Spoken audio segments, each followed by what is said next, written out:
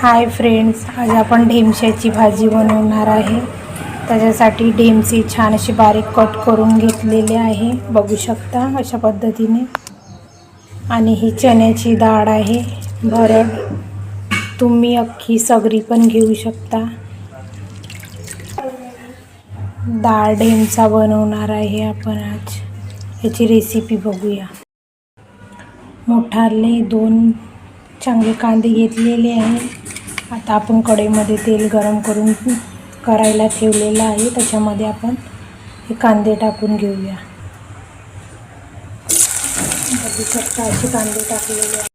कांदे छान golden brown झालेले आहे, हे बघू शकता। आता आपण याच्यामध्ये अद्रक लसूणची पेस्ट टाकून घेऊया। थोडंसं ओबड-दोबडच केलं आहे, खूप बारीक नाही केलं। हे झाल्याच्या नंतर आपण याच्यामध्ये तिखट, मीठ, मसाले वगैरे टाकून घेऊया। मसाले पण टाकलेले आहे, बघू शकता। आता आपण याच्यामध्ये टमाटर टाकून घेऊया।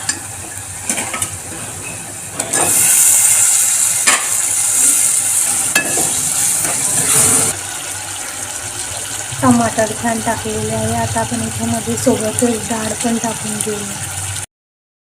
छान अशी डाळ टाकून घेतलेली आहे, बघू शकता। आणि याला आपण छान असे शिजू देऊया, टमाटर आणि डाळ। टमाटर छान झालेले आहे, बघू शकता। आता आपण याच्यामध्ये ढेमसे टाकून घेऊया।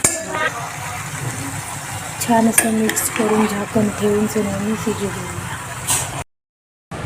बीच मध्ये असं हलवत राहायचं। आणि फायनली आपली भाजी तयार आहे। वरतून थोडीशी कोथिंबीर ॲड करून घ्यायची।